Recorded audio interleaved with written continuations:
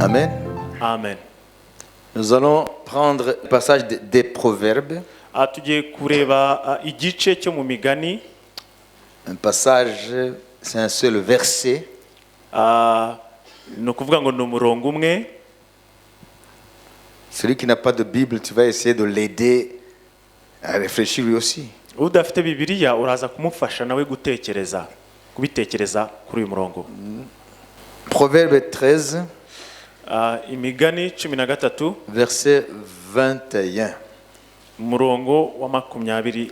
Le malheur poursuit ceux qui pêchent, mais le bonheur récompense les justes.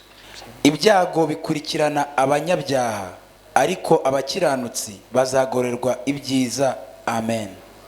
Est-ce que c'est ce que tu vois dans la vie? Ese nibyo ubona mu buzima?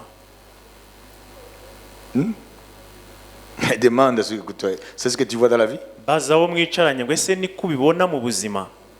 Je vous ai dit, nous allons réfléchir ensemble. Navuze ngo turi butekereze twese hamwe. Le malheur poursuit ceux qui pêchent. Ibyago bikurikirana abanyabyaha. C'est ce que tu as vu toi?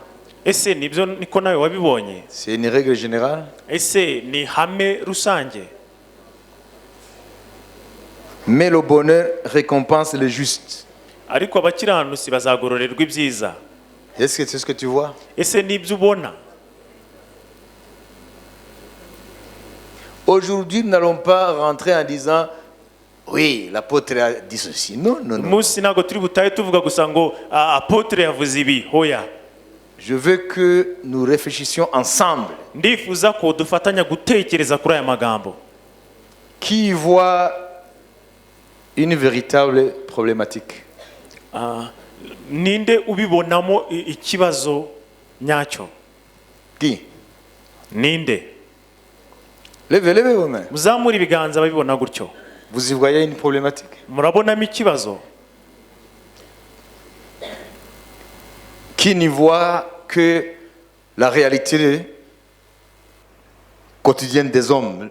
Les malheurs poursuivent les pécheurs et les justes, ils n'ont que le bonheur. Ninde ubibonamo ukuri kwa buri munsi ko ibyago bikurikirana abanyabyaha, abakiranutsi bakagorerwa ibyiza?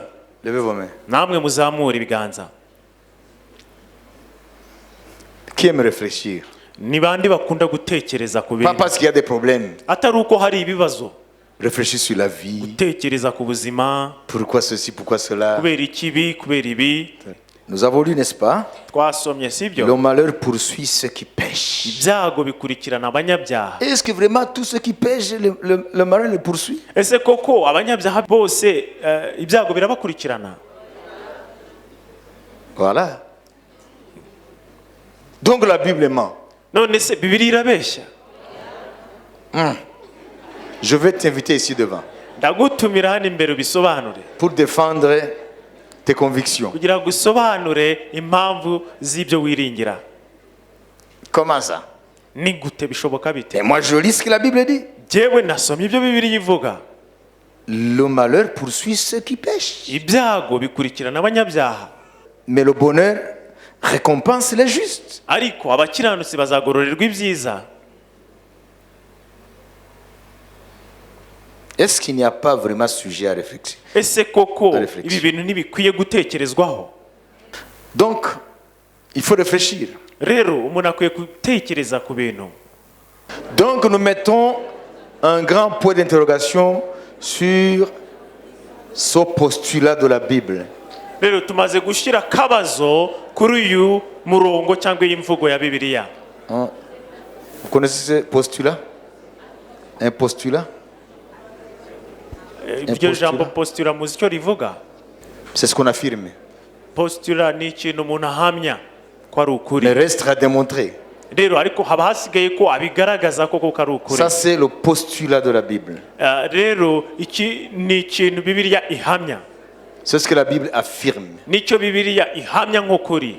Alors maintenant nous allons essayer de lancer le challenge à la Bible. Noneho tugiye kugerageza kuzana igihinyurwa kuri Bibiliya. Nous voulons défier ça. turashaka kuzana igihinyurwa kuri iri Non, jambo mais Seigneur, turavuga ngo hoya mwami qu'est-ce qui se passe avec ce verset? ese uyu murongo bite byawo Mais nous ne voyons pas ça. ntabwo ariko tubibona twe D'ailleurs, nous voyons le contraire. ahubwo tubona ikinyuranyo cyabyo. Les méchants apparemment sont bien lotis. Abagome mu bigaragara barabyibushye baguwe neza D'ailleurs, ce que tu dis, le psalmiste aussi se posait la question. n'ibyo tuvuze uwanditse zaburi yibajije ikibazo nk'icyo. Psaume 73, verset 3 jusqu'au verset 5. Zaburi ya 73 umurongo wa 3 kugeza kwa 5. Vous voyez que c'est un problème qui a... hein, c'est une problématique Murabibona ko ni ikibazo hein, qui a pesé sur hein,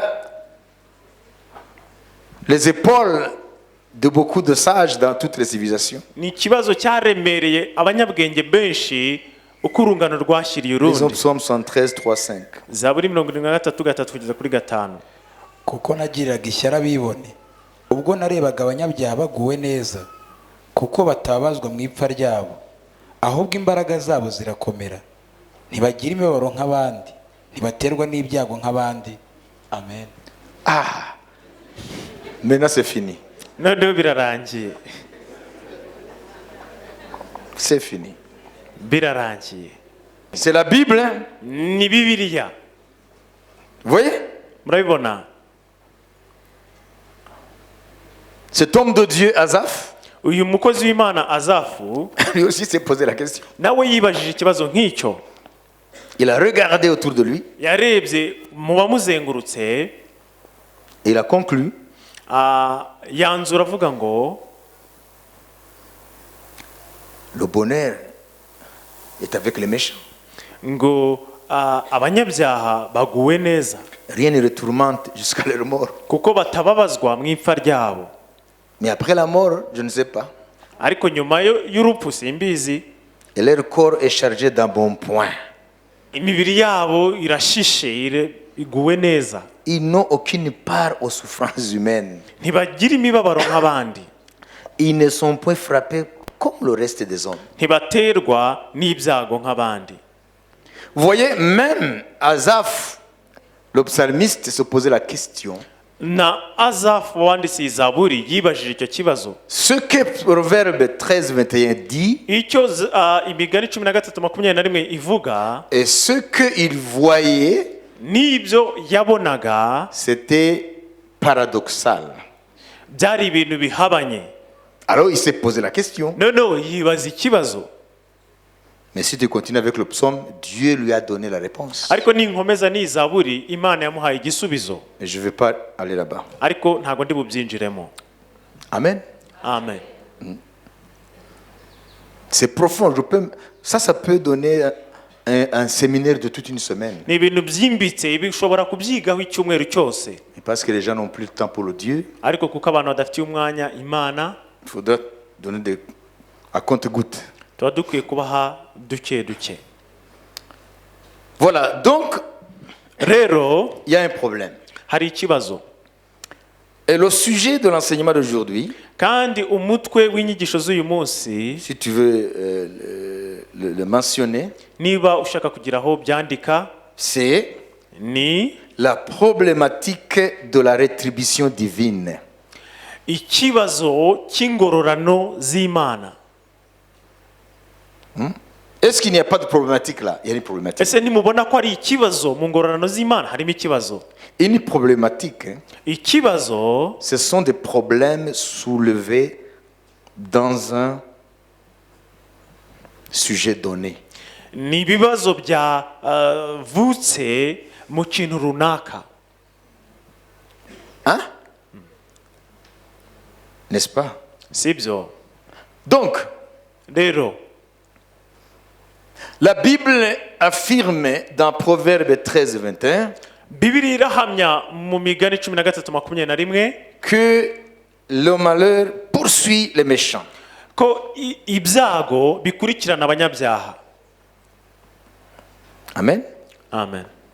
C'est ce que nous avons lu. Nibyo twasomye. Donc le malheur poursuit les méchants. Kuvuga ngo ibyago bikurikirana abanyabyaha. Et le bonheur ibyiza récompense les justes. bigororerwa abakiranutsi, Le malheur poursuit ceux qui pêchent. ibyago bigakurikirana abanyabyaha. Mais quand nous regardons autour de nous, ce n'est pas vrai. ariko iyo turebye mu bituzengurutse ntabwo ari byo kuri, D'ailleurs, nous voyons le contraire. ahubwo tubona ikinyuranyo cy'ibyo. C'est ce qu'Azaph aussi a dit. Nibyo na Azafu yavuze. Apparemment, les méchants ne sont pas logés aux mêmes enseignes que les justes Mu bigaragara qui marchent de la crainte de Dieu. abanyabyaha ntago baba mu buzima nk'ubwo abakiranutsi bubaha Imana. Alors, comment est-ce que on peut dépasser cette contradiction? Ese ni gute dushobora kurenga icyo kinyuranyo twabonye? Écoutez, Munyumve, si vous voulez, niba mubishaka, Proverbe 13, 21, Imigani 13:21 c'est une thèse, c'est une affirmation. ni ikintu gihamya. Et le psaume 73 Hanyuma Zaburi ya 73 d'Azaph, ya Azafu c'est une antithèse. ni ikintu kinyuranya n'ibyahamijwe. Et si tu restes entre la thèse et son antithèse, Ariko nuguma hagati y'icyahamijwe n'ikigihakana, tu vas vivre une tension perpétuelle. uzahora uri mu mpagarara zihoraho. Alors, le repos viendra lorsqu'on trouve la synthèse. Rero tuzatuza nitubona umwanzuro wa byose. Et si on n'a pas de synthèse, Kandi turamutse tutabonye umwanzuro w'ibyo, on n'aura que la foutaise. Ok. rero Maintenant, dans notre réflexion, nous allons trouver la synthèse. ahangaha mu bitekerezo byacu twabonye la synthèse. C'est Jésus qui va nous donner la synthèse. Yesu niwe uduha umwanzuro w'ibi twabonye, Parce qu'il est venu pour ça. kuko nicyo cyamuzanye. Il est venu nous sauver de cette tension entre l'affirmation et sa négation. Yaje kuduha igisubizo cyangwa umwanzuro w'ibihamya n'ibibihakana. Vous avez compris? Mwabyumvise? Nous allons aller dans les évangiles, dans l'évangile de Luc. Tugiye kujya mu butumwa bwiza bwanditswe na Luka. Là, nous allons comprendre. Aho niho turi busobanukirwe. Luc 14, Luka ibice 14. mais nous voulons lire le verset 12 et 14, mais commençons par le verset 1er pour nous situer dans le contexte. Ndashaka gusoma umurongo wa 12 kumanura, ariko reka duhere ku murongo wa mbere. ku munsi w'isabato yinjiye mu nzu y'umwe mu batwari b'abafarisayo ngo basangire, baramugenza. Imbere ye hariho umuntu urwaye urushwima. Yesu abaza abigisha amategeko n'abafarisayo ati, mbese amategeko yemera ko ari byiza gukiza umuntu ku isabato cyangwa ntiyemera? Maze baraceceka. Amukoraho aramukiza, aramusezerera. Nuko arababaza ati, ninde muri mwe waba ufite indogobe cyangwa inka icyagwa mu iriba ntiyagikuramo muri ako kanya nubwo ari ku isabato? Ntibagira icyo bamusubiza muri ibyo. Nuko acira abararitswe umugani, abonye bashaka intebe z'icyubahiro arababwira ati, nutorerwa gutaha ubukwe ntukicare ku ntebe y'icyubahiro, hataboneka undi watowe ukurusha igitinyiro, maze uwabatoye mwembi akaza akakubwira ati, imukira uyu, nawe ukahava umarwa n'isoni, ujya kwicara inyuma y'abandi bose. Ahubwo nutorwa ugende wicara inyuma y'abandi bose, kugira ngo uwagutoye aze kukwibwirira ati, nshuti yanjye igira imbere. Nibwo uzabona icyubahiro imbere y'abo mwicaranye musangira. Kuko umuntu wese wishyira hejuru azacishwa bugufi, kandi uwicisha bugufi azashyirwa hejuru. Kandi abwira uwamuraritse ati, nurarika abantu ngo musangire ku manywa cyangwa nijoro, ntukararike inshuti zawe cyangwa bene so cyangwa bene wanyu cyangwa abaturanyi b'abatunzi, batazakurarika nawe bakakwitura. Ahubwo nurarika utumire abakene n'ibirema n'abacumbagira n'impumyi, nibwo uzahirwa kuko badafite ibyo bakwitura, ahubwo uziturwa abakiranuka bazutse. Amen. Vous avez compris? ese mwabyumvise? Vous allez comprendre le lien qui unit ce que Jésus est en train de dire ici avec notre problématique de la rétribution divine. muraza kumva aho ibi bihurira na cya kibazo cy'ingororano z'Imana.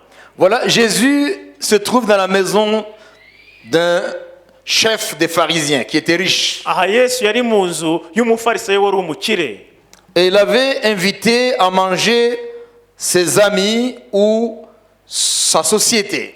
yari yatumiye inshuti ze. Chacun a sa société. buri wese afite abantu bari mu rwego rwe. Alors ici, la Bible nous dit, hano Bibiliya iratubwira ngo Jésus étant entré un jour de sabbat dans la maison de l'un des chefs des pharisiens Yesu ngo yinjiye ku isabato mu nzu y'umutware w'abafarisayo pour prendre un repas. Les pharisiens l'observaient. kugira ngo basangire baramugenza. Comment est-ce que Jésus, qui n'était pas pharisien, se trouve dans cette société-là? ese ni gute Yesu utari umufarisayo yisanze muri abo bafarisayo? Pourquoi est-ce que ce chef avait invité Jésus? ese kuki uwo mutware w'abafarisayo yari yatumiye Yesu?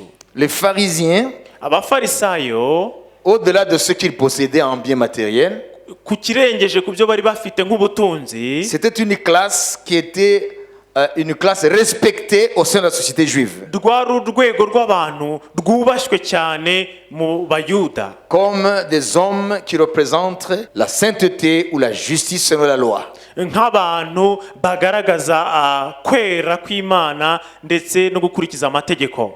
Et parmi les pharisiens, il y avait des docteurs de la loi. Noneho muri abo bafarisayo hari harimo n'abigisha. Connaissez Nicodème?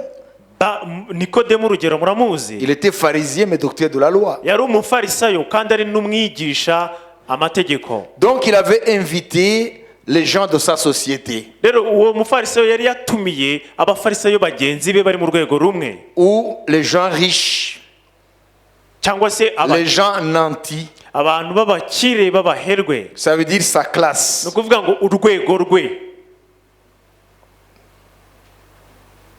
Et Jésus se trouve dans cette société. hanyuma Yesu yisanga mu bantu nk'abo. Pourquoi?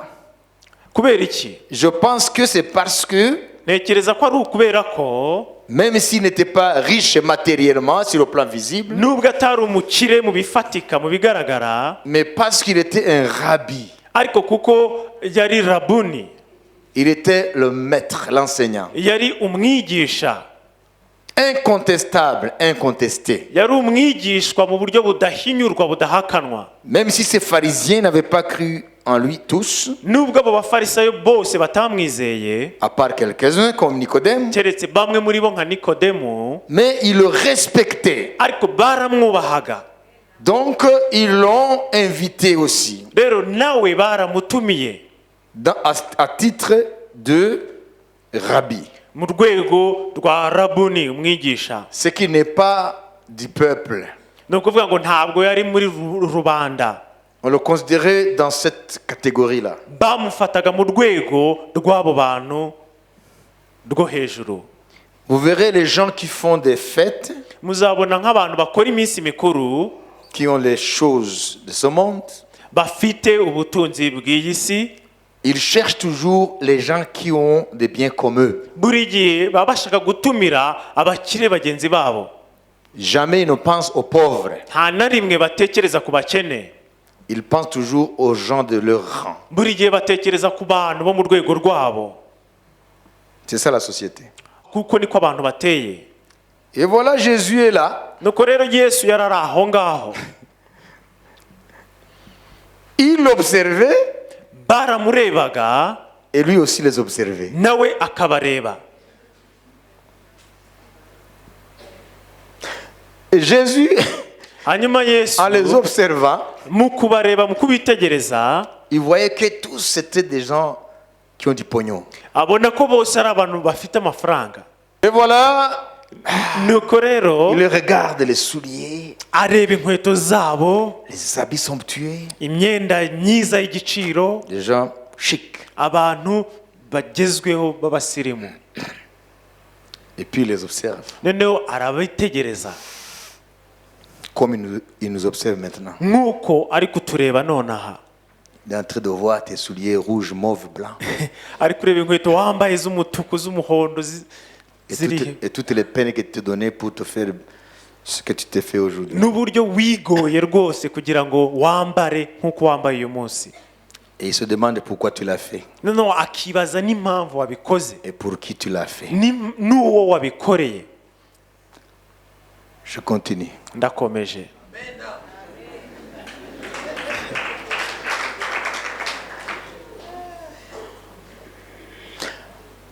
Parmi les gens qui étaient là, muri abo bantu bose bari batumiwe il y a quelqu'un qui aussi était apparemment nanti, mais qui avait des problèmes avec sa santé. harimo umuntu mu bigaragara w'umukire ariko ufite ibibazo by'ubuzima urwaye La Bible dit que by'uburwayi. c'était un homme hydropique. yari umuntu urwaye urushwima. Même si tu es riche, la maladie peut t'attaquer. nubwo waba uri umukire ushobora kurwara. On ne sait pas si c'était cirrhose de foie, je ne sais pas, à cause de beaucoup de bière. ntabwo tuzi niba yari arwaye umwijima nk'umuntu wanyweye inzoga nyinshi. Il s'est fait que l'eau remplissait ses cellules ariko igihe ari ou ses nuko tissus. yari yarabyimbye inda amazi yari yuzuye mu Et Jésus- mutwe. Yesu Cet homme était devant lui. uwo mugabo yari ari imbere ye, Regarde le docteur de la loi noneho et les pharisiens. areba abigisha b'amategeko n'abafarisayo. Et il leur demanda s'il est permis ou non de faire une guérison le jour du sabbat. C'était le jour du sabbat. noneho abaza ikibazo ngo mbese amategeko yemera ko ari byiza gukiza umuntu ku isabato. Eux qui sont censés enseigner la loi au peuple ignorant, bo bari bakwiye kwigisha amategeko, et qui sont censés. bo bagombaga bari Ils abantu sont pris pour ceux qui connaissent la loi.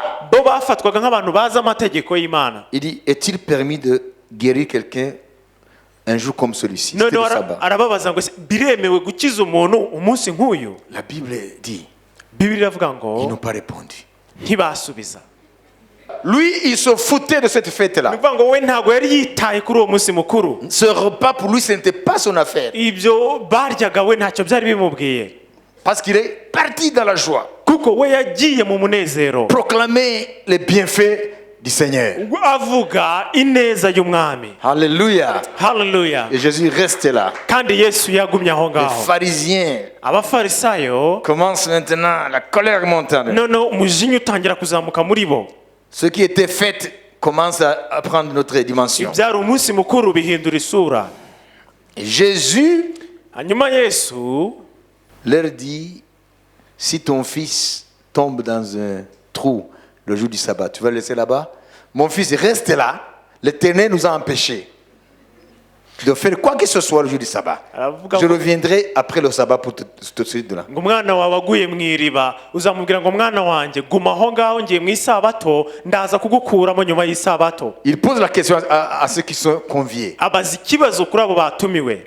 Et encore une fois, hanyuma nanone kandi la Bible dit, Bibiliya iravuga ngo il ne peut rien répondre à cela. ntibabasha kugira icyo bamusubiza. C'est bizarre. biratangaje. Et puis, leur adressa une parabole. noneho abacira umugani. Maintenant, Jésus commence à les attaquer dans ce qui les a rassemblés dans la maison de ce chef pharisien. noneho Yesu atangiye kubabwira uburyo batumiwe muri iyo nzu y'uwo mufarisayo. Lorsque vous êtes invités avuga ngo nimutumirwa ahantu, à des noces, mutumiwe urugero mu bukwe, il ne faut pas que tu ailles te mettre à la première place. ntabwo uba ukwiye kujya kwicara ku ntebe ya mbere, De peur que celui qui t'a invité kugira ngo uwagutumiye ne vienne pas te dire, ataza akakubwira ngo parce qu'il y a une personne plus considérable que toi, kuko hari undi muntu ukurusha igitinyiro, qui a un porte-monnaie plus lourd que le tien, ufite uburyo cyangwa se ubutunzi buruta ubwawe, ne vienne te dire, ataza akakubwira ngo mon ami, akavuga ngo inshuti yanjye il y a un plus grand que toi. hari ukurusha ubutware cyangwa se ubutunzi. Il y a quelqu'un qui a beaucoup de fermes. hari umuntu ufite amafamu menshi. beaucoup de supermarchés. hari umuntu ufite amaduka menshi. Alors, toi, Rero wowe déguerpis, haguruka umuhagurukire, bouge-toi. haguruka aho wicaye. Les Français disent magne-toi le cul. C'est vrai, courage, la souka. Ni ukuvuga ngo haguruka kuraho ikibuno cyawe. Alors, tu vas commencer à aller comme ça. Hanyuma utangire kububabuba. On appelle ça raser les murs. Ni ukuvuga ngo ukorwe n'isoni nyine. Et tu vas te mettre là-bas. Hanyuma ugende wicare inyuma. Et on amène le monsieur là, Noneho bakazana wa muntu kurusha igitinyiro, qui pèse lourd sur le plan pognon. uremereye ku bijyanye n'ubutunzi, Et on le met là-bas. bakamwicaza ahandi wari wicaye, En face de tout le monde. imbere ya buri muntu wese Quelle watumiwe. honte. Mbega isoni. Je pense que même manger, tu auras difficile à manger. Ntekereza ko no kurya biri bukugore kurya. Et il dit, il faut te mettre derrière. Kavuga ngo nutumirwa ujye wicara inyuma. Et celui qui a invité, Hanyuma uwatumiye ça serait profitable pour toi au niveau dignité byaba inyungu kuri wowe kubw'icyubahiro s'il te fait venir du derrière vers les chaises de premier rang. nagukura inyuma akakwicaza mu ntebe z'imbere. Il est en train de le dire, Arimo arababwira ngo dans la maison mu nzu de quelqu'un qui a préparé un repas pour eux. mu nzu y'umuntu waguteguriye wagutekeye neza. Ça veut dire ils sont invités là. Ni ukuvuga ngo nabo bari batumiwe aho ngaho, Et c'est pas la première fois. kandi ntabwo bwari ubwa mbere. Ils ont des moments de convivialité. Bagiraga n'ibindi bihe byo gusabana. Et voilà Jésus, Nuko rero Yesu il trouble la fête. azana impagarara mu munsi mukuru. Là, il parle à tous les conviés. Arimo arabwira abatumiwe bose. Après, il se retourne vers le maître de la maison. Noneho ahindukira uwabatumiye, Et toi, avuga ngo wowe noneho, à nous deux maintenant. À nous deux maintenant. noneho na hacu babiri, Là, j'aurais dit, c'est fini vous, hein, n'est-ce pas? mwebwe byarangiye abatumiwe sibyo. Alors celui-là, Noneho uyu nguyu, votre boss, uyu nguyu umutware wanyu, parce qu'il dit, il était chef des pharisiens. kuko ngo yari umutware w'abafarisayo, Lorsque tu donnes à dîner, ngo ou nutumira à abantu, souper, nutumira abantu, lunch cyangwa, hein, nutumira abantu ku ifunguro, n'invite pas tes amis comme celui-là. ntugatumire inshuti zawe nk'abariya. Deux, Icya kabiri, ni tes frères là, ntugatumire n'abavandimwe bawe bariya, ni tes parents qui sont là, n'abariya babyeyi bawe bicaye hariya, ni des voisins riches. n'inshuti zawe z'abakire. Voyez? Murabibona? De peur qu'ils ne t'invitent à leur tour Kugira ngo nabo batazagutumira et qu'on ne te rende l'appareil. bakagukorera nk'ibyo wabakoreye. Est-ce que cette fête s'est déroulée comme à l'habitude, comme à l'accoutumée? Ese uwo munsi mukuru koko wagenze neza nk'uko bisanzwe?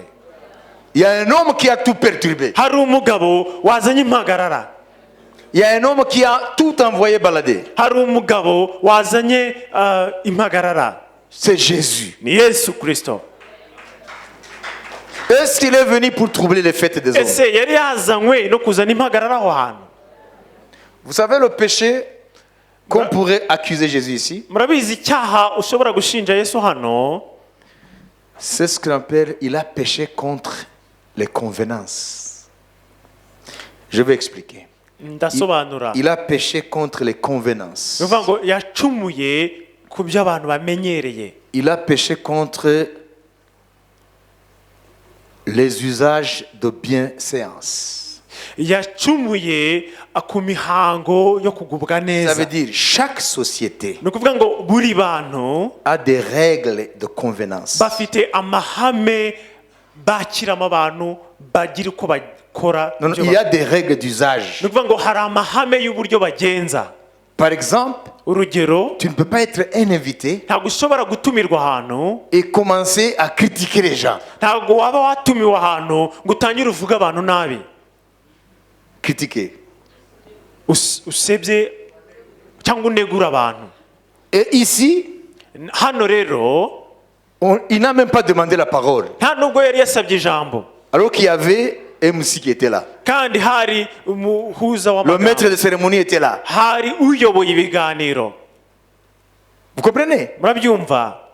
Quand tu es invité Iyo watumiwe ahantu dans une fête, mu munsi mukuru, dans un dîner, mu gusangira, il faut respecter les usages ukwiye kubahiriza imigenzereze en vigueur imigenzereze dans cette ikoreshwa société. muri abo bantu. Hein? Icyo ni icya mbere. Ce n'est pas toi le maître de cérémonie. Ntabwo ari wowe uyoboye ibiganiro. Tu dois te mettre là où on t'a mis. Uba ukwiye kwicara aho bakwicaje, Et en attendant la suite du programme. hanyuma ugategereza uko gahunda zikurikirana. Jésus ici, Hano Yesu rero il a outrepassé tout ça. ibyo byose yarabirengeye. Donc les convenances, Rero ibyari bimenyerewe ce sont des imigenzereze, règles d'une société pour que la société garde l'harmonie. imigenzereze y'abantu ni ibintu biyobora abantu kugira ngo bagume mu bumwe. Il y a deux mots Hari amagambo abiri qu'on confond souvent, abantu bitiranya, les convenances et les bienséances. C'est presque synonyme, quasi synonyme, mais c'est différent. Convenance, ça veut dire. imigenzereze bishatse kuvuga, Par exemple, il y a certaines sociétés. ni ukuvuga ngo hari abantu runaka, Lorsque vous vous rencontrez quelque part, iyo muhuriye ahantu runaka, et si c'est un couple, urugero niba ari umugabo n'umugore, et toi tu es un homme par exemple, noneho ukaba uri umugabo, il est interdit de commencer à saluer la dame. birabujijwe gutangira usuhuza umugore. Ce type va te dire, mais qu'est-ce que tu fais à ma femme là? Uwo mugabo arakubwira ngo nturashakira iki ku mugore. En Asie, il y a de telles sociétés. Muri Aziya hari abantu bameze gutyo, bagenza batyo. Il y a d'autres sociétés Hari n'abandi où bantu il est interdit, strictement interdit, aho bibujijwe ijana ku ijana d'embrasser la femme d'un autre. kuba wahobera umugore wundi. Là, tu encours la prison. Aho ngaho ushobora no gufungwa. Il ne faut pas quitter ici Ntabwo ukwiye kuva aha et aller, je ne sais pas dans quel pays, ukajya mu gihugu sinzi icyo ari cyo, sans toutefois utabasha connaître les convenances, les règles de convenance et les règles de bienséance. kumenya imico n'imigenzereze y'aho hantu, De peur que tu ne crées des problèmes à ces gens. kugira ngo udateza ibibazo abo bantu. Nos convenances ici, Imigenzereze yacu hano nuko, ou nos bienséances ici, cyangwa se umuco wacu nuko ne sont pas les mêmes que dans d'autres sociétés. itameze, idahuye nko mu bandi bantu. Ce n'est pas que Jésus, Ntabwo ari uko Yesu tout le temps dans sa vie terrestre, il a brisé les règles de convenance. Non. buri gihe mu buzima bwe hano ku isi yagiye yica imico n'imigenzereze y'aho ageze La hose. Bible dit, Bibiliya iravuga ngo il a vécu comme un simple juif. yabayeho nk'umuyuda nk'abandi. Comprenez? Murabyumva? Pendant les 30 années, Imyaka 30 yamaze avant son ministère, mbere y'uko atangira umurimo, il a vécu comme tout juif, yabayeho nk'abayuda bose, sauf péché bien sûr. keretse icyaha. Ça veut birumvikana. dire, lui aussi, il est entré dans ces règles de convenance. Ni ukuvuga ngo nawe yinjiye mu migenzereze n'imico y'abayuda, N'est-ce pas? sibyo? Vous lirez par exemple, Uzasoma le jour nk'urugero, de sabbat, umunsi w'isabato, il alla à la synagogue ngo ajya mu isinagogi comme c'était sa coutume. nk'uko byari umuco we. Ça veut dire, Jésus respectait les coutumes de son Ni peuple. ukuvuga ngo Yesu yubahaga umuco w'ubwoko bwe, Mais ici, ariko hano dans son ministère, mu murimo we il est en train d'agir dans le statut de rabbi, arimo arakora mu rwego rwa rabi, en train d'enseigner la parole de arimo Dieu. ariyigisha ijambo ry'Imana. Ça veut dire quoi? Bishatse kuvuga iki? Il n'est pas en train d'enseigner les conduites sociales. Ntabwo yari ari kwigisha imigenzereze y'abantu, Il est en train de poser des principes spirituels. arimo arashyiraho amahame yo mu mwuka.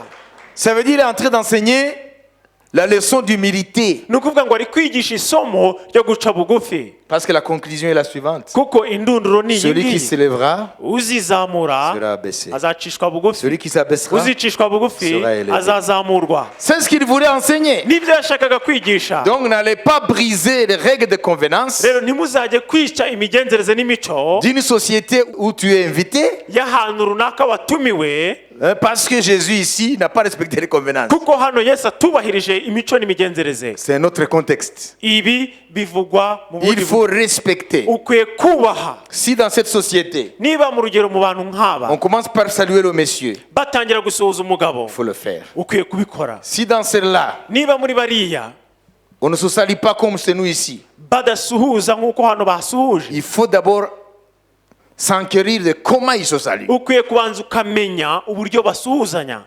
Si tu veux retourner dans ton pays en paix, Niba ushaka gusubira mu gihugu cyawe amahoro, autrement tu auras des judo. naho ubundi uzakubitwa hasi.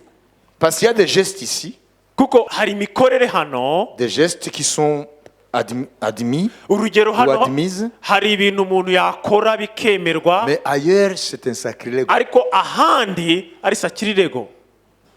Vous comprenez? Murabyumva? Il faut dire, mais ces gens-là, Ukwiye kuvuga ngo bariya bantu quelles sont leurs règles de convenance niyihe migenzereze n'imico yabo, ou de bienséance niyihe mico yabo, pour ne pas les scandaliser? kugira ngo utabagusha, utababera ikigusha. Vous comprenez? Murabyumva? Hein? Nous avons nos règles ici, Hano dufite amahame yacu, mais les autres peuples ont leurs règles. imigenzereze yacu, n'abandi bafite imigenzereze Il ne yabo. faut pas venir faire la loi là-bas. Ntabwo ukwiye kujya hariya Il faut demander, kubigisha imigenzereze yawe, ukwiye kubaza, est-ce qu'ici il est permis de saluer comme ça? ese hano byemewe gusuhuzanya Il gutya? faut demander avant. Ukwiye kubibaza mbere. Est-ce qu'ici on donne une bise ou deux ou trois ou quatre? Ese hano basomana rimwe, kabiri cyangwa gatatu cyangwa kane? Et celui qui est de ce peuple va te dire, uramenye. Noneho Utwo dutama twawe dushire kure. Ici ça ne se fait pas. hano ntabwo bibaho. Il ne faut pas aller dire, oh non, moi je suis libre en Christ. Kavuga ngo jyewe ndi umudendezo muri Je Kristo, dois donner la bise à tout le monde. nshobora gusoma abantu bose. Attention, Itonde, tu vas avoir un gros coup de poing. bazagukubita igipfunsi. Il faut te demander, mais qu'est-ce qui est permis, qu'est-ce qui n'est pas permis? Ukwiye kwibaza ngo ni iki cyemewe ni iki kitemewe. Vous comprenez? Murabyumva? Jésus aussi a vécu dans les coutumes juives. Yesu nawe yabaye mu migenzereze y'abayuda, Mais ici, ariko hano il n'a pas été conformiste ntabwo yagendeye mu migenzereze y'abayuda, parce qu'il était dans sa peau de rabbi. kuko yari mu mikorere ye ya rabi, Il était y'umwigisha. en train de mettre les choses en place. Yari arimo arasubiza ibintu mu buryo, Et il voulait enseigner un principe kandi spirituel yashakaga kwigisha ihame ry'umwuka, qu'il faut s'humilier ko ukwiye kwicisha bugufi devant ton Dieu. imbere y'Imana yawe. Et Dieu t'élèvera au temps convenable. Imana ikazakuzamura mu gihe gikwiye. Piga makofi kwa Bwana. Komera amashyi umwami. Alors, Rero la conclusion indunduro ni uko de son message envers celui qui les avait invités, ubutumwa Yesu yahaye uwari wabatumiye, la conclusion, indunduro ni uko là au verset 12 et 13, c'est le message qu'il adresse à celui qui avait invité. 12 na 13 ni ubutumwa yahaga uwamutumiye. 12, 13, 14. 12, 13, 14. Avant, c'est aux conviés. Mbere yabwiraga abatumiwe, Ok? sibyo? Qu'il ne faut jamais se mettre à la première place. Kudakwiye kwicara mu ntebe za mbere. Ça, c'est pour les conviés. Ibyo ni iby'abatumiwe, Et c'est valable même pour nous. kandi bifite agaciro no ku bwacu. C'est une leçon spirituelle, mais aussi de convenance. Ni isomo ry'umwuka ariko kandi ry'imigenzereze. Faut pas toujours chercher la première place. Ntabwo ukwiye guhora ushaka kwicara mu myanya ya mbere. L'humilité doit t'inspirer à te mettre derrière. Guca bugufi gukwiye kugusunika kwicara inyuma Dans les convenances sociales, mu migenzereze y'abantu, mais aussi comme un principe spirituel du royaume de Dieu. ariko kandi nk'ihame ry'umwuka mu bwami bw'Imana. Amen. Amen. Jésus tirait des comportements des gens de son époque des leçons spirituelles. Yesu yavomaga mu migenzereze y'abantu bo mu gihe cye amahame y'umwuka. Amen. Amen. Vous savez, il y a des gens qui n'ont pas d'humilité. Murabizi hari abantu badaca bugufi, Il dit, mais ça, certainement, la chaise est à moi. bakavuga ngo nta kabuza iriya ntebe ni iyanjye. Ça, c'est, tu as du kilo, toi. Ibyo ni Tu te prends pour qui? wibwira kuri nde? Tu crois que c'est toi l'alpha et l'oméga Wibwira ko ari wowe alfa na omega dans cette fête-là? muri uwo munsi mukuru? Attends, va te mettre là-bas. Hoya, genda uhicare. À peine tu mets tes fesses là-bas, Uzaba il y ukihicara, a quelqu'un qui vient, haza umuntu, et puis ceux qui sont en service, hanyuma abari kuyobora abantu mu il byicaro dit gentiment, lève-toi. avuga ati haguruka. Ça, c'est pas pour toi. aha ntabwo hari Toi, haguteganyirijwe va là-bas. genda wicare hariya C'est wowe ce que Jésus dit ici. nibyo yesu yavugaga hano Il faut toujours avoir des sentiments d'humilité. dukwiye guhorana gushya bugufi muri Lui twe qui était Seigneur de la création, we umwami w'ibyaremwe byose il s'est rabaissé yicishije bugufi pour nous donner une leçon. kugira ngo atwigishe isomo Et à cause de cet abaissement volonté du Fils de Dieu, kandi kubera uko gucishwa bugufi kwicisha bugufi k'umwana le w'imana Père là est souverainement élevé. data yaramuzamuye mu buryo bukomeye Et lui a donné un nom amuha izina qui est au-dessus de tout nom. riruta andi mazina yose Non pas seulement dans cet âge, si gusa muri iki gihe même dans l'âge qui vient. ahubwo no mu gihe kizaza Voilà la leçon de Jésus. iryo ni ryo somo rya yesu Il n'a pas donné la leçon seulement. ntabwo yatanze isomo gusa C'était son vécu. ahubwo nibwo buzima yabagamo Alléluia. haleluya Alléluia. Il haleluya faut être humble. ukwiye kuba umuntu uciye Il ne bugufi faut pas être quelqu'un d'orgueilleux. ntabwo uba ukwiye kuba umuntu w'umwibone Il faut marcher humblement ukwiye kugenda uciye bugufi à l'intérieur, mu mutima mu muntu wawe w'imbere devant ton Dieu. imbere y'imana yawe Et Dieu, qui voit ton humilité, hanyuma imana ibona guca bugufi kwawe il saura quand t'élever. izamenya igihe cyo kukuzamura Alléluia. haleluya Amen. amen Mais il y a beaucoup d'orgueilleux, vous savez. ariko hari abibone benshi Surtout murabizi dans ces temps. cyane cyane muri iki gihe Ça, c'est terrible. ni ibintu biteye ubwoba Personne ne peut les enseigner. nta muntu ushobora kubigisha Ils sont toujours là. barahari gusa Attention. ukwiye kwitonda Attention. ukwiye kwitonda Attention. ukwiye kwitonda Même un chien, n'imbwa quand il vient devant son maître, iyo ije imbere ya sebuja regarde-le. uzayitegereze ica bugufi Fais la queue comme ça. ikagira umurizo gutya En disant, ikavuga ngo il n'est pas. Non, non, non, non. ntabwo iba imeze gutya iba imeze gutya igaca bugufi Couche. ikaryama hasi Il faut comme ça la queue. ikagira gutya umurizo Il est en train de dire, ikirimi iravuga ngo dans son langage, mu rurimi rwayo c'est toi mon maître. ni wowe se databuja Et toi, tu es devant Jésus. hanyuma wowe uri imbere ya yesu Et on dit, on va prier. bavuga ngo tujye gusenga Et tu vois un jeune homme qui est là. ukabona umusore uhagaze arivuga ngo haleluya Thank you, Jesus. avuga ngo urakoze yesu Moi, je le regarde toujours. genda bakomeza nkabareba Et je dis, c'est la compte de la grâce. nkavuga ngo nuko ari ubuntu gusa twagiriwe C'est la grâce. ni ubuntu gusa Devant le maître de l'univers. imbere y'uwaremye ijuru Et n'isi tu es en train de te comporter comme ça. noneho ukitwara gutyo Il y a des signes extérieurs qui montrent l'intérieur. hari ibimenyetso by'inyuma bigaragaza uko umuntu ateye imbere Comprenez? murabyumva Attention. ukwiye kwitonda Alors, hanyuma où est notre synthèse? ese indunduro yacu ni iyihe Et le malheur poursuit le pécheur. Le bonheur fait quoi? ibyago bikurikirana abanyabyaha hanyuma ibyiza bigakurikirana Le juste a le bonheur qu'on partage. abakiranutsi Et nous voyons Asaph noneho tukabona zafu qui dit le contraire. avuga ikinyuranyo cy'ibyo Alors, où est la synthèse? none se umwanzuro ni uwuhe La synthèse, c'est la dernière parole de Jésus adressée à l'homme là, le chef des pharisiens, qui avait donné l'invitation autour du repas à ses amis, à sa société riche.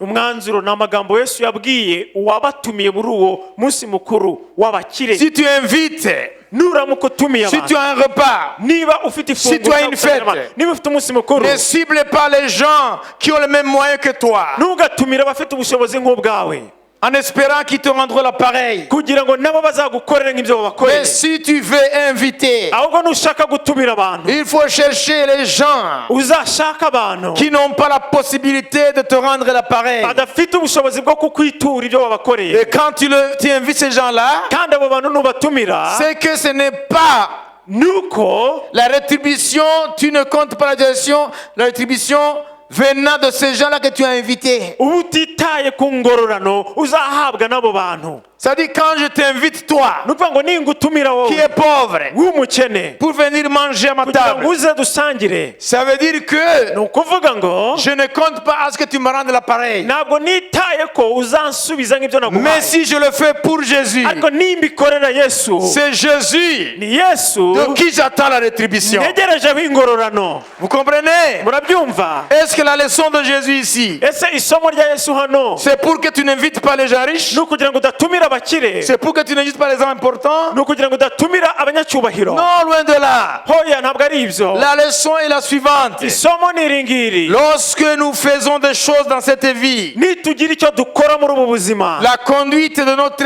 vie aujourd'hui, imigenzereze yo mu buzima bwacu uyu munsi, ce qui doit conditionner nos actes aujourd'hui, ibikwiye gusunika ibikorwa byacu uyu munsi, ça devait être bikwiye kuba des actes ibikorwa poussés par la foi bisunitswe no kwizera dans une perspective de résurrection.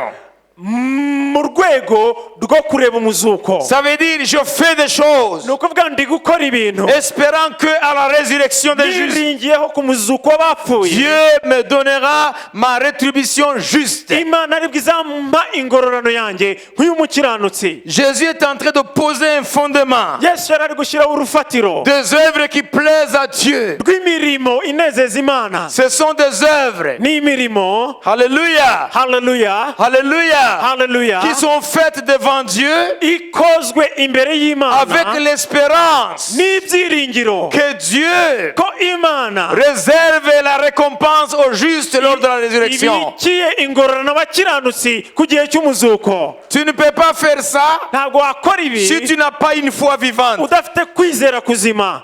Alléluia. Haleluya. Parce que la foi Kuko kwizera plonge ses regards kubasha kwinjira dans l'invisible. mu bitagaragara. Je ne vois pas ce pauvre. Ntabwo mbona uno mukene, Je vois le Seigneur qui a créé ce ndi pauvre. kubona umwami wamuremye. Si je lui donne des souliers, Nimuha inkweto je vois derrière lui mbona muri we le Créateur. ururema, Il a été créé à l'image de Dieu. yaremwe mu ishusho y'Imana. Voilà pourquoi Niyo mpamvu je lui donne toute sa dignité. musubiza agaciro ke kose. Alléluia. Haleluya. Je ne fonctionne pas Ntabwo ngendera selon les chaînes de valeur de ce monde. nk'uko iyi si ishaka ko tugenda. Je fonctionne avec les valeurs du royaume de Dieu. Indangagaciro mfite n'iz'ubwami bw'Imana. Je lui donne son respect. ndamusubiza agaciro ke, Pas parce qu'il est quelqu'un si uko gusa ari umuntu qui occupe tel poste, ufite umwanya runaka, qui a tel pognon, ufite amafaranga runaka, qui a tel titre. ufite izina runaka. Je lui donne du respect ndamwubaha parce qu'il a été créé à l'image de kuko Dieu. yaremwe mu ishusho y'Imana.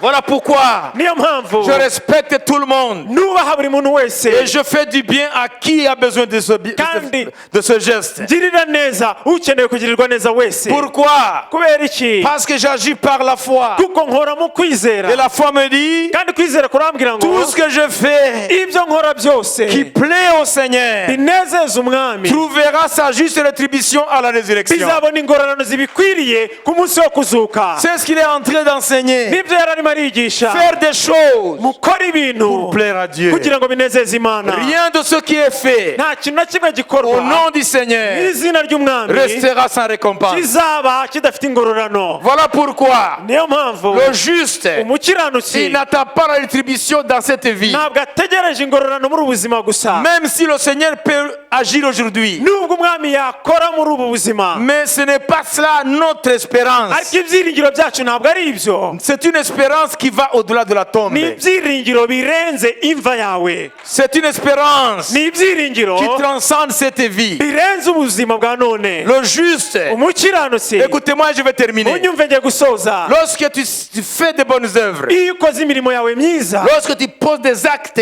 louables, iyo ukoze imirimo ishimwa, et si tu es chrétien, kandi ukaba uri umukristo, il ne faut pas attendre à ce que Dieu va te rendre l'appareil dans cette vie. ntabwo ukwiye kwitega ko Imana izakugirira neza gusa muri ubu buzima. Même si Dieu ne te rend pas l'appareil dans cette vie. nubwo Imana itakugororera muri ubu buzima, Mais tu sèmes dans le Seigneur. ariko ubibye mu mwami, Et chaque semence dans le Seigneur kandi buri mbuto mu mwami portera son fruit. izagira imbuto yera. Que ce soit dans cette vie, yaba que ce soit dans cette vie, byaba muri ubu buzima, ou si ce n'est pas dans cette vie, bitabaye muri ubu buzima, mais dans la vie qui vient. bizaba mu buzima buzaza. C'est ce qu'il est en train d'enseigner. nibyo yari arimo arigisha, Cela ne peut pas se faire avuga ngo ibyo ntibishobora gukorwa chez quelqu'un qui n'a pas une foi vivante. ku muntu udafite ibyiringiro bizima, Parce que les hommes, kuko abantu ils veulent ici et maintenant la bashaka rétribution. iby'ubu na nonaha.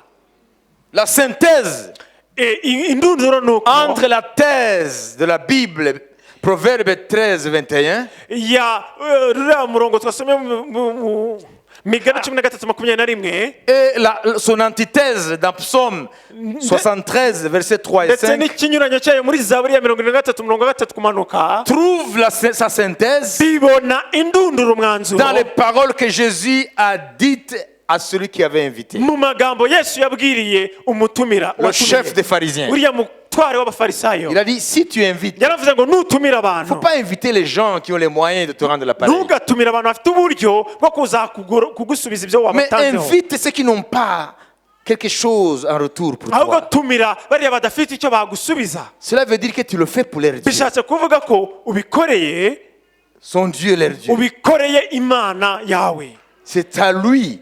niyo ubwayo C'est à lui de te donner la rétribution. izakugororera, Ce n'est pas à ces gens-là. ntabwo ari bariya bantu.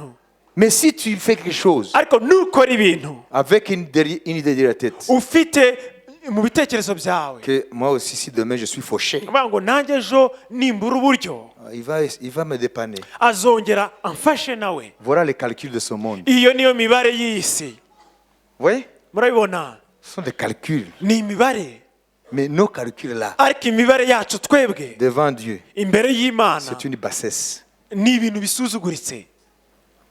Moi, je t'aide Njyewe ndagufashije parce qu'aujourd'hui, kuko uyu munsi Dieu a permis que j'ai plus de possibilités que toi. Imana yashimye ko ngira ubushobozi buruta ubwawe. Et puis, Hanyuma qui sait, ninde ubizi si Dieu ne m'a pas donné ces possibilités, niba Imana itarampaye ubwo buryo pour qu'aujourd'hui, kugira ngo umunsi nk'uyu je sois la réponse à quelqu'un. mpinduke igisubizo ku muntu. Vous avez compris? Amen. Vous avez compris? Mwabisobanukiwe? Hein? Amen. Mais si vous vous entraidez entre les riches là, Ariko nimufatanya hagati yanyu mu bakire, ou si tu fais des choses pour que demain on va te dépanner, cyangwa ugakora ibintu kugira ngo nawe ejo bazagufashe, ça c'est mondain. ibyo ni iby'iyi si, Ça n'a rien à voir dans le royaume de Dieu. ntaho bihuriye n'ubwami bw'Imana. Tu n'attends rien de Dieu Nta kintu uba witeze ku Mana si tu fais comme ça. nukora nka gutyo. Jésus est en train de nous ramener Yesu arimo aratugarura à la foi des justes. ku kwizera kw'abakiranutsi, La foi des justes. kwizera kw'abakiranutsi. Moi, je regarde même dans les églises. Njya mbireba no mu matorero, Les gens dans vos mariages là, urugero mu makwe yanyu, vous invitez les gens qui vont contribuer. mutumira abantu bafite ubushobozi bwo gutwerera. Je ne vois pas un pauvre à qui on cherche de midi à 14h pour lui donner une invitation. Ntabwo ndabona umukene bakamushaka cyane nk'ushaka urushinge kugira ngo bamutumire. Jamais. Ntabwo ndabibona. Même les pauvres qui sont dans les mariages là, N'abakene baza muri ubwo bukwe c'est eux qui s'invitent. baba bitumiye ubwabo, Ou bien, cyangwa se ils ont eu besoin d'eux à cause de leur main d'œuvre. babakeneye kubera ko bafasha mu mirimo. C'est dans les églises. Ibyo biri mu matorero. Moi, ce qui est en dehors de l'église, ça ne me regarde pas, c'est ce que Paul dit. Jewe ibiri hanze Ceux qui y'itorero dehors, c'est Dieu qui les juge. ntibindeba, abari hanze y'itorero ni Imana ibaciraho urubanza. C'est ce que Paul dit. Niko Pawulo Il dit, avuga. moi, ce qui m'intéresse, Jewe ibyo ndeba c'est du dedans. ni ibiri Ce imbere, qui se passe dans l'église. ni ibiba mu itorero. Les invitations Ubutumire sont données buhabwa à ceux qui ont des possibilités de contribuer. abafite ubushobozi bwo gutwerera. Ils n'ont pas compris la leçon du Seigneur. Ntabwo basobanukiwe isomo ry'umwami. Je ne veux pas que cette invitation qui m'a coûté de l'argent, aille dormir dans la cuisine plein de... qui n'est même pas balayé chez ce type-là. Ntabwo nshaka ko ubu butumire bwantwaye amafaranga bujya kuryama mu gikoni cyuzuyemo imyotsi. Non. Ça, il faut inviter celui-là. Uriya ntabwo nkwiye Moi, je kumutumira. serais curieux d'être parmi ces comités de mariage. Dieu- Et puis voir quel processus est en cours, en vigueur, pour choisir à qui donner les invitations. Jewe nakwifuza kuba muri abo bantu bategura amakwe kugira ngo ndebe ni ibiki bishingirwaho kugira batange ubutumire. Quels sont les critères? Ni ibiki bareba Pour les cibler comment? kugira ngo bamenye ni bande dutumira. Nous sommes des païens. N'abapagani. Nous sommes des païens Turabapagani dans notre comportement. mu myitwarire yacu. Qui me comprend là? Ninde wumva ibyo mvuga? Quel comité se met là et dit, vous savez, cet enfant, voilà, Ah, elle est enfant de Dieu. niye Il faut l'inviter. yakwicara ikavuga ngo oh ni umwana w'Imana dukwiye On a kumutumira oublié même celui-là. oh nuriya twamwibagiwe Non. oya Ils se mettent là. baricara Vous avez oublié, monsieur X. amwibagiwe kanaka Ntabwo uzi ko aherutse kugura V8. Si on le met là, nitumushyira hano déjà dans le budget, muri budget yacu il faut rayer le turakuramo véhicule de mariés. ziriya modoka zitwara abageni Et moi qui n'ai qu'un vélo, jyewe ufite igare personne ne va me mentionner. nta muntu uzamvuga Je n'ai jamais vu un vélo transporter les mariés. sinigeze mbona igare ritwara abageni Umudamu uzamushyira kuri guido, umugabo inyuma ukoma. Hein? Pascal, je vais terminer. ngiye gusoza Comment est-ce que tu juges ce que je dis? ibyo uvuga ni ukuri Nibyo? niko bimeze Uko bimeze? Ku bapagani. oya no mu itorero Regardez même ceux qui sont invités là. murebe n'ababa batumiwe hano Si vous ne lisez pas la Bible nimudasoma bibiliya dans l'esprit qui a inspiré la Bible, mu mwuka wasunitse kwandikwa bibiliya lorsque vous paraîtrez devant lui, igihe muzaseruka imbere ye vous serez blâmé. muzakorwa n'isoni Vous avez compris? mwabyumvise Vous avez compris? mwabyumvise Ce n'est pas comme ça que Dieu juge les choses. ntabwo ari uko imana ibona ibintu Faites tout, mukore byose poussé par la foi, bisunitswe no kwizera dans une perspective de résurrection. mu kureba umuzuko Celui-là, je ne lui fais pas du bien parce qu'il va me le rendre. uriya simugirira neza kuko azabinyishyura C'est parce que la résurrection des justes nuko ku muzuko w'abapfuye me sera rendue. bizangororerwa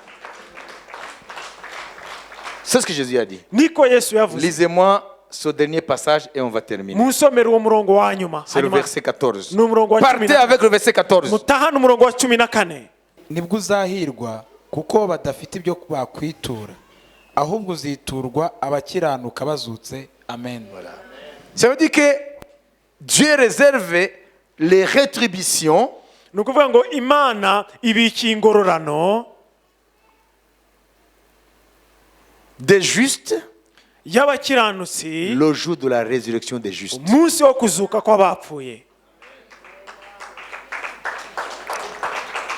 Tu ne peux pas vivre ça ibi ntabwo wabibamo si tu n'es pas un homme de foi. utari umuntu wo kwizera Parce que la foi plonge ses regards dans l'invisible. kuko kwizera kubasha kureba hirya y'ibyo tubonesha amaso Qui fait les œuvres? Qui fait les bonnes œuvres? Qui fait les bonnes œuvres? ninde ukora imirimo myiza agakora imirimo myiza En disant, j'investis pour la résurrection. avuga ngo ndi kubibira umuzuko w'abakiranutsi Il y a très peu. ni bake cyane Vous avez compris? murabyumva Hein? Semer jour après jour. kubiba umunsi ku munsi Même s'il n'y a personne qui dit merci. nubwo nta muntu wavuga ngo urakoze Même il n'y a personne qui t'encourage. nubwo nta muntu wagutera ishyaka Même il n'y a personne qui mentionne ces œuvres-là. nubwo nta muntu wavuga kuri iyo mirimo wakoze Mais tu persévères. ariko ukaguma Je ukabikora sème dans le Seigneur ndi kubiba mu mwami pour la résurrection. kubw'umuzuko w'abakiranutsi Je sème dans le Seigneur ndabiba mu mwami parce qu'il y a une rétribution des justes. kuko hari ingororano z'abakiranutsi Je sème dans le Seigneur ndabiba mu mwami pas comme au loto. Je ne joue pas au loto. ntabwo ari nk'umuntu ubetinga Je ne joue pas au casino. ntabwo ari nk'umuntu uri mu rusimbi Non! hoya Les chrétiens vivent avec Dieu comme les gens qui vivent au loto ou au casino. abakristu babana n'imana nk'abantu bari kino urusimbi n'imana Je mets 100 francs. ntanze ijana Si j'ai la chance, ningira je vais amahirwe gagner 10 000. ndabona ibihumbi 10 C'est ça la philosophie du monde. iyo niyo mitekerereze y'isi Voilà pourquoi les chrétiens sont tombés dans les filets, les panneaux du diable. niyo mpamvu abakristu baguye mu mutego wa satani Voilà pourquoi ils sont pauvres au niveau des œuvres des justes. niyo mpamvu ari abakene ku bijyanye n'imirimo Il y'abakiranutsi y a très peu qui s'aiment pour le jour de la ni résurrection. bake babiba ku bw'umunsi wo kuzuka C'est ce que Jésus enseigne là. nibyo yesu yigisha hano Ce n'est pas qu'il ne veut pas que les riches viennent aux fêtes. ntabwo ari uko adashaka ko abakire baza mu minsi mikuru Non! hoya Non, dans tes fêtes, invite même les riches, il n'y a pas de mu problème. minsi mikuru tumira n'abakire Mais ici, ce n'est pas problème des riches. ariko hasi ikibazo cy'abakire C'est la motivation de tes ni invitations. igisunika ubutumire utanga C'est ça l'important. icyo ni cyo Il cy'ingenzi faut juger ta motivation. ukwiye kumenya impamvu utumira abantu La thèse, ikibazo Proverbe 13, 21. ni imigani 13:21. Son antithèse, ikinyuranyo cyacyo Psaume 73, 3, 8, zaburi ya 73:3-8 trouve sa synthèse bibona indunduro yabyo ou sa conclusion positive cyangwa se umwanzuro wabyo mwiza dans Luc 14, 14. muri Luka 14:14. Sème pour la résurrection. bibira umuzuko, Tu auras la paix uzagira amahoro et Dieu se réjouira. kandi Imana izanezerwa. Comprenez? Murabyumva? Ne donne pas, Ntugatange, ne fais pas de bonnes choses ntugakore imirimo myiza parce que tu veux que Dieu te rétribue dans cette vie. kuko ushaka ko Imana ikugororera muri ubu buzima. Voilà pourquoi, Niyo mpamvu apparemment, mu bigaragara les justes n'ont pas la rétribution de ce qu'ils font. abakiranutsi bisa naho batabona ingororano z'imirimo bakora, Mais les méchants ont la rétribution. ariko abanyabyaha babona ingororano zabo. Parce que le pécheur n'a pas d'entrave. Kuko umunyabyaha Ntagira rutangira. nta rutangira agira. S'il occupe un poste, Niba urugero afite umwanya runaka, il peut piocher dans la caisse ashobora kwiba muri ayo mafaranga et s'enrichir. akikiza ubwe. Vous comprenez? Murabyumva? Mais le juste, Ariko umukiranutsi non seulement il ne peut pas piocher dans les caisses des autres, ntabwo gusa yashobora kwiba amafaranga y'abandi, même le peu qu'il a, ahubwo na duke afite il le donne. aradutanga. Et quand tu le regardes dans la vie présente, Noneho wamureba mu buzima, quand tu le regardes les deux, wareba abo babiri, il semble que le juste, il est malheureux. bigasa naho umukiranutsi ari ingorwa, Il semble que le juste est pauvre. bigasa naho umukiranutsi ari umukene. Vous comprenez? Murabyumva? Dieu le fait exprès Imana ibikora ibishaka pour dire au juste, kugira ngo ibwire umukiranutsi lorsque je t'élèverai, ngo igihe nzakuzamura, lorsque la résurrection des justes viendra, igihe umuzuko w'abakiranutsi uzagera, ces hommes-là bariya bagabo qui semblaient être heureux, byagaragaraga ko ari bo bahiriwe, qui n'ont jamais fait allusion à ma personne, batigeze banyitaho bita ku qui byanjye, n'ont fait aucun cas de ma personne, batigeze banyitaho na gato, ils lécheront la poussière, bazarigata umukungugu, ils te verront élevé. bazakubona ushyirwa hejuru. Dieu le fait exprès. Imana ibikora ibizi, C'est pour cela qu'il va nous élever niyo mpamvu izatuzamura au temps convenable. mu gihe gikwiriye. Alors je conclus. Noneho ndasoje, Il ne faut plus accepter l'esprit de confusion. ntabwo ukwiye kwemera umwuka w'urujijo, Hein? En disant, mais qu'est-ce qui se passe? uvuga ngo ese bigenda bite, Moi, je fais toujours du bien. njye buri gihe ngira neza, Je retiens ma main pour ne pas voler au travail. nirinda kwiba mu kazi nkora. Les autres ont des maisons, des quoi, de ceci, de cela. Abandi Parce qu'ils bafite piochent. amazu, bafite ibi n'ibi, kuko bariba bakiba, Ils ne paient même pas les impôts comme il faut. nta nubwo batanga imisoro nk'uko bikwiye. Ce sont des gens qui ne résignent pas, hein, aux moyens de stocker même l'état de son dû, ça veut dire les taxes et les impôts. Ni abantu baba biteguye no kwiba leta imisoro yayo. C'est normal qu'ils prospèrent. Nta kabuza rero bazatera imbere. Moi, avec mon business, Jyewe n'ubucuruzi bwanjye je peine à avancer. ngira ingorane mu gutera imbere, Parce que moi, je paye jusqu'à la dernière centime tout le dû du gouvernement. kuko ntanga imisoro yanjye yose 100%. Je ne même un centime. Nta nubwo niba n'ifaranga na rimwe. Je déclare devant les services des impôts comme si c'était devant Dieu. Ngaragaza imikorere yanjye ku bashinzwe gusoresha nk'aho ndi imbere y'Imana. C'est pas à eux que je crains mon Dieu. Ntabwo ari bo ntinya Imana yanjye. Comprenez? Murabyumva? Je dois à l'État, à la fiscalité, 15 millions. Leta urugero nyigomba miliyoni 15. Je paie 15 millions pile. Izo 15 nizo nishyura nyine. Mais celui-là, il doit 180 millions. Ariko uriya ayigomba miliyoni 180. Mais je sais qu'il a ce qu'on appelle des grenouillages. Grenouillage. Grenouillage, ce sont des choses là. Ah! Ariko ndabizi ko afite uburiganya n'amacenga.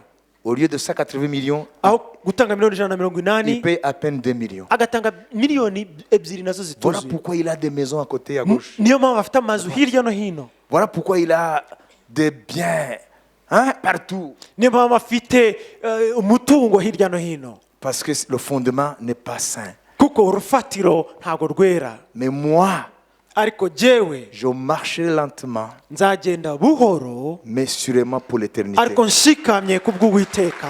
Vous voyez? Murabibona? Voilà pourquoi le méchant, Niyo mpamvu umunyabyaha, le pécheur, umunyabyaha semble heureux asa naho ahiriwe parce qu'il n'a pas de contraintes. kuko nta mbogamizi ahura nazo. Et le juste Ariko umukiranutsi il a une petite marge de manœuvre. afite umurongo wo kugenderamo muto cyane. Voilà pourquoi il ne prospère pas comme les autres. Niyo mpamvu adatera imbere ku muvuduko nk'uw'abandi. Parce qu'il ne sert pas le prince du monde. Kuko ntabwo akorera igikomangoma cy'iyi si. Voilà pourquoi Satan lui met des embûches. Niyo mpamvu Satani amushyiriraho imitego. Mais dans tout ce qu'il fait, Ariko mu byo akora byose il sème pour la résurrection. aba ari kubibira umuzuko w'abakiranutsi. Le jour viendra, Umunsi uzagera Dieu prouvera aho Imana izagaragaza qui était heureux uwari uhiriwe muri bo et qui ne l'était pas. n'utaruhiriwe. Qui a compris? Ninde wasobanukiwe? Il semble être heureux. Bariya abantu bisa naho Ces bahiriwe. gens-là qui n'ont pas Jésus, Bariya abantu badafite Yesu qui se vendent de leurs biens. birata imitungo yabo Derrière, il n'y a pas la crainte de Dieu. ariko bidashingiye mu kubaha Ils Imana. semblent être heureux. Bisa naho bahiriwe. Asaph dit, ils ont de l'embonpoint. Azafu avuga ko baguwe neza bashishe. Ils n'ont pas de malheur apparemment. Ntabwo bisa naho nta byago bafite. Chaque maladie les frappe, ils prennent le vol jusqu'aux États-Unis aller pour se faire soigner. Buri ndwara abarwayi bajya muri Amerika kwivuza. Le juste, il doit aller dans les petits hôpitaux là. Umukiranutsi akajya muri bino bitaro bitoya Parce qu'il compte la guérison de la part de son Seigneur. kuko yiteze ko Imana imukiza. Voilà. Murabibona? Ces pécheurs semblent être heureux. Abo banyabyaha bisa naho bahiriwe. Ils se vautrent dans des biens mal acquis. Noneho bakanezezwa n'ibyo Ils se byiza. vautrent dans des biens mal acquis. Bakigaragura muri ibyo byiza babonye mu buryo bubi. Mais le juste, Ariko umukiranutsi il semble vivre juste à la limite de ses besoins. birasa naho adafite ubushobozi buhagije buhaza ibyo akeneye byose. Pourtant, il continue à semer. Ariko agakomeza kabiba. Il fait des œuvres de justice. Agakora imirimo yo gukiranuka. Hein? La Bible dit, Bibiliya iravuga ngo quand Dieu va ôter le voile, igihe Imana izakuraho umwitero, alors aho niho ça se saura bizamenyekana qui était heureux waruhiriwe et qui ne l'était pas. n'utaruhiriwe. Qui a compris? Ninde wabisobanukiwe? Toi juste, Wa mukiranutsi we, il ne faut pas ntabwo ukwiye désespérer. gutakaza ibyiringiro. Il ne faut pas imiter Ntabwo ukwiye no kwigana les voies du méchant. inzira z'abanyabyaha. Parce que c'est la fin Kuko ni indunduro qui justifiera tout ça. izagaragaza byose. Vous avez compris? Mwasobanukiwe? Vous avez compris? Mwasobanukiwe? L'enseignement d'aujourd'hui, Inyigisho z'uyu il est munsi très important. ni iz'ingenzi cyane. Parce que beaucoup de justes Kuko abakiranutsi benshi finissent par quitter la justice. birangira bavuye muri uko gukiranuka. Parce qu'ils disent, mais à quoi sert Kuko baravuga ngo ese bimaze iki?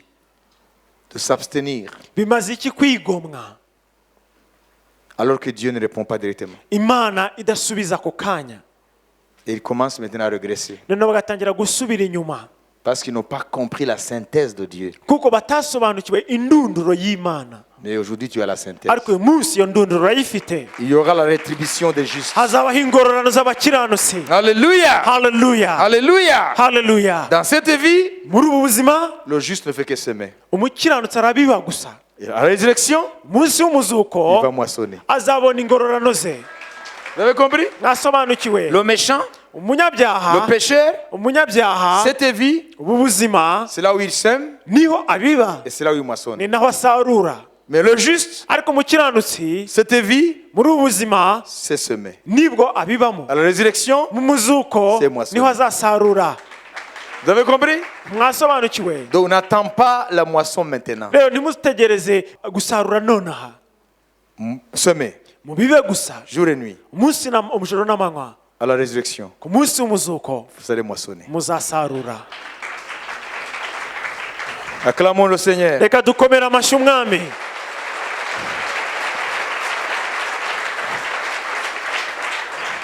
Avant de prier, Mbere yo gusenga je pense que ndatekereza ko tu ne te poseras plus la question. utazongera kwibaza ikibazo Pourquoi? ngo kuki. C'est déjà répondu. Icyo cyasubijwe. Hein? Amen. Vous avez compris? Mwasobanukiwe. Hein? Panda mbegu njema Biba imbuto usiku na mchana. ku manywa nijoro. Mbegu njema Biba imbuto nziza amanywa nijoro. usiku na mchana. Amanywa nijoro. Hata ikiwa Nubwo hauvuni leo, utasarura nonaha. Bwana anasema Umwami aravuze ngo wakati wa ufufuo igihe cy'umuzuko mbegu yako imbuto yawe italeta matunda. izazana ingororano zayo. Et le Seigneur sait pourquoi ce message est venu.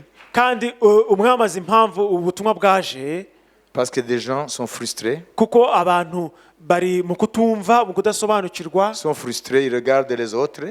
bareba abandi Ils disent, mais moi je fais ça, mais je vois pas. bakavuga ngo ngiye nkora ibi n'ibi ariko simbona ibi. Hein? Il n'y a pas d'output. Nta ngaruka, nta ngororano mbona. Je ne fais que vivre input. Jewe gusa ndabiba nkabiba. Output. Rien. Ariko ingaruka zabyo ntazo Ce n'est mbona. pas connaître. Ntabwo baba basobanukira Ce ijambo. que je sais, Icyo nzi ni uko même dans cette vie, no muri ubu le Seigneur buzima n'abandonnera jamais ses justes. umwami ntazigera areka abakiranutsi be. Mais Ariko le principe ihame nuko cette vie, muri ubu buzima c'est la semence. ni ukubiba, Et dans l'autre vie, hanyuma mu bugingo buhoraho c'est la moisson ni ugusarura pour les justes. ku bw'abakiranutsi. Est-ce que ça t'a parlé? Ese hari icyo byakubwiye? Lève ta main. Ça t'a Zamura parlé? ikiganza cyawe niba hari icyo byakubwiye. Tu vas changer de conduite? Ugiye guhindura imigenzereze, Tu vas changer de philosophie de ugiye vie? guhindura imitekerereze. Hein? Amen. Ou tu vas continuer à envier les méchants? Cyangwa uzakomeza kwifuza iby'abanyabyaha.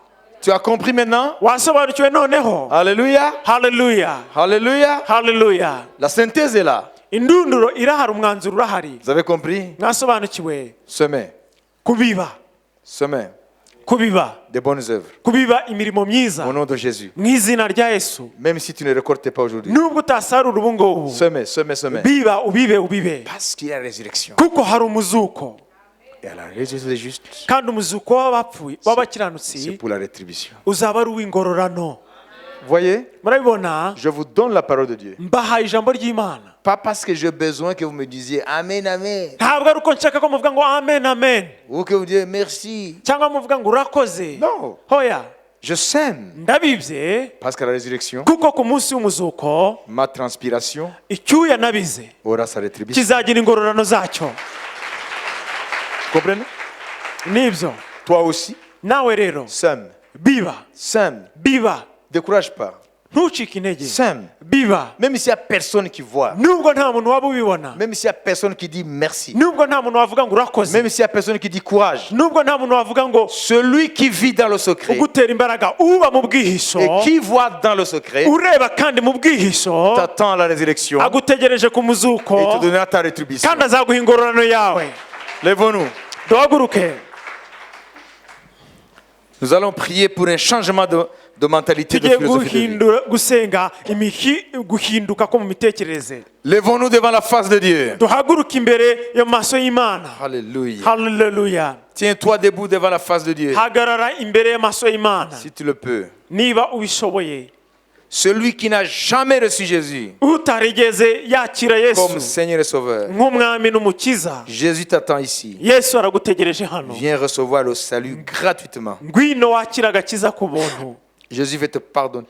Yesu arashaka kukubabarira, Il veut changer ta vie. ashaka guhindura ubuzima bwawe, Il veut te laver avec son sang précieux. ashaka kukogesha amaraso ye. Même si tes péchés sont rouges comme le cramoisi, Nubwo ibyaha byawe byaba ari umutukutuku, Ils vont devenir blancs comme la neige. birahinduka umweru nka sheregi. Jésus va te pardonner. Yesu arakubabarira. Aujourd'hui, il n'est pas encore juge. Uyu munsi ntabwo ari ab'umucamanza. Il est souverain sacrificateur. Uyu munsi ni umutambyi. Il est ton avocat. Ni umutambyi mukuru niwe ukuburanira. Il plaide pour toi. Niwe Il ukwingingira. plaide en ta faveur. Niwe wingingira ku neza yawe. Et le jour viendra, Kandi igihe kizagera il sera assis sur le trône de juge. aho azicara ku ntebe y'ubucamanza. Là, il n'y aura plus de grâce. aho nta buntu buzaba bugihari. Ce sera la condamnation. bizaba ari gushyirwa urubanza Pour ceux qui ont méprisé, bw'abasuzuguye. sa grâce sera abondante. ubuntu bwe busaga. Nous t'attendons, mon frère et ma soeur, turagutegereze mushiki wanjye mwene pour data. recevoir le salut en Jésus. ngwino wakira agakiza muri yesu. Et en attendant, mu kugutegereza nous allons prier pour toute l'assemblée. tugiye gusengera iteraniro ryose. Une minute que chacun prie pour lui. umunota umwe buri wese yisengere. Avant d'entendre le message, mbere yo kumva ubutumwa tu avais une certaine conception wari ufite imyumvire runaka de ta vie.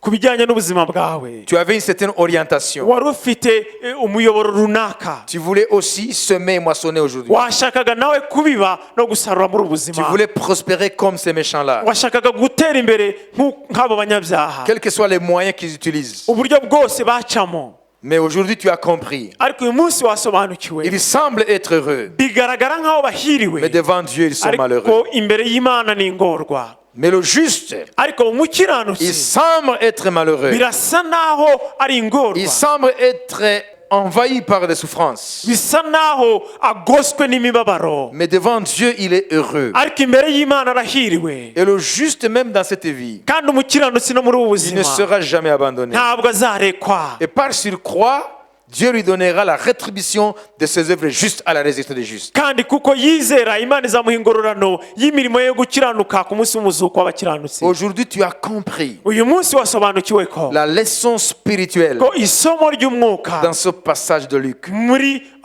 ubutumwa twasomye bwa Luka bwanditswe Chapitre 14, verset 1 à 14. ibice 14 umurongo wa mbere kugeza kuri 14. Tu as compris wasobanukiwe ko et tu veux opter aujourd'hui kandi urashaka guhitamo uyu munsi cette voie des justes. iyo nzira y'abakiranutsi. Je sème ndabiba des œuvres de foi, imirimo yo kwizera pas parce que atari uko je m'attends niteze à une rétribution immédiate, ingororano z'ako kanya, mais je sème dans le Seigneur ahubwo ndabiba mu mwami parce que je crois à la résurrection des justes. kuko nizera mu muzuko w'abapfuye. Dieu va donner la rétribution à chaque juste. imana izatanga ingororano Prie pour toi, et je vais prier pour toi. isengere hanyuma ndagusengera nyuma. Seigneur, donne-moi un changement de mentalité. mwami hindura imitekerereze nari mfite.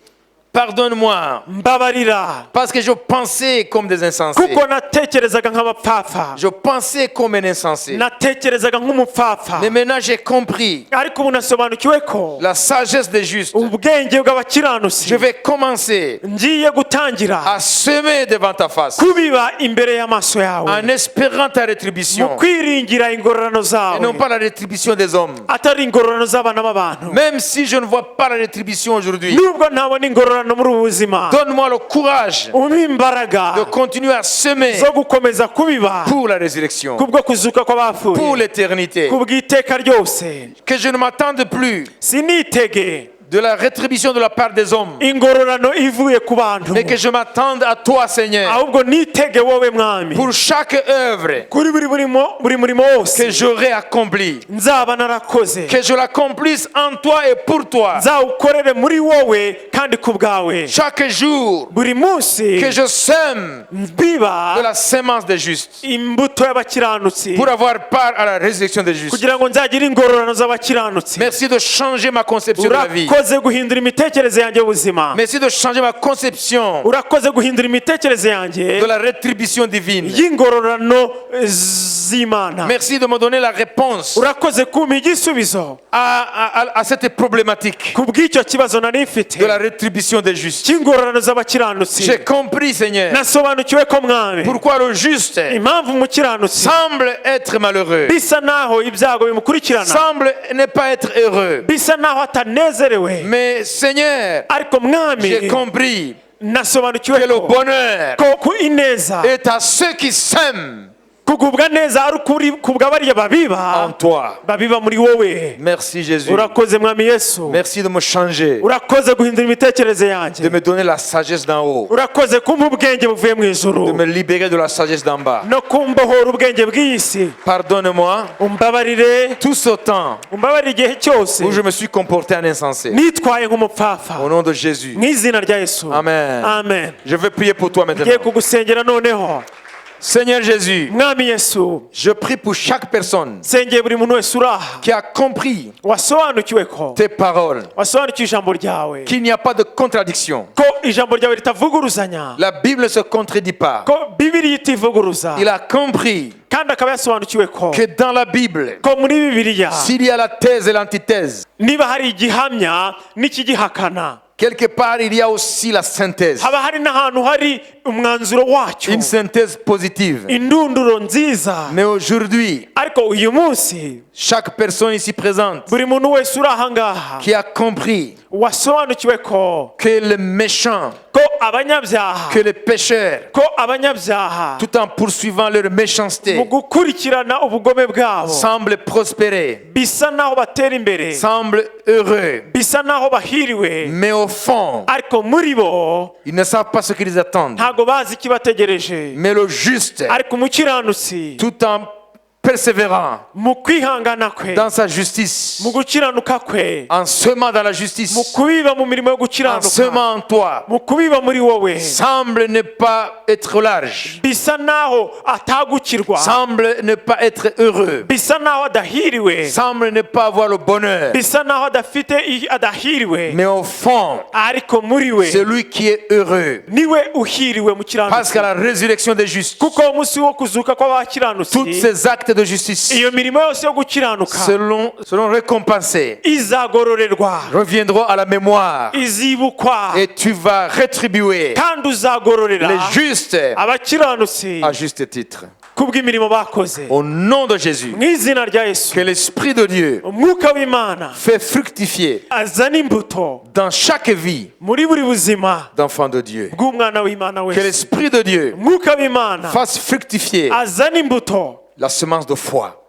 buri imbuto yo kwizera dans la vie de tes mu enfants buzima bw'abana bawe, et que nous soyons riches noneho tuba abatunzi en bonnes œuvres. mu mirimo y'ubukiranutsi, Parce que nous savons kuko tuzi ko que le jour à venir, ko mu minsi iri imbere nous serons élevés. tuzazamurwa nk'itorero, Nous connaîtrons le bonheur parfait. tuzabona umunezero wuzuye. Merci Seigneur Urakoze mwami de nous avoir conviés kuba wadutumiye à la sagesse des justes. ku bwenge bwo gukiranuka, Au nom de Jésus. mu izina rya Yesu. Amen. Amen. ubuntu bw'umwami wacu Yesu Kristo May the grace of the Lord Jesus n'urukundo rw'Imana and the love of no God gusabana n'umwuka and wera the fellowship with the Holy Spirit Bientôt twese. be with us all. Amen. Amen. Shalom, shalom. Shalom, shalom. Bénissez-vous mutuellement. Muhana umugisha.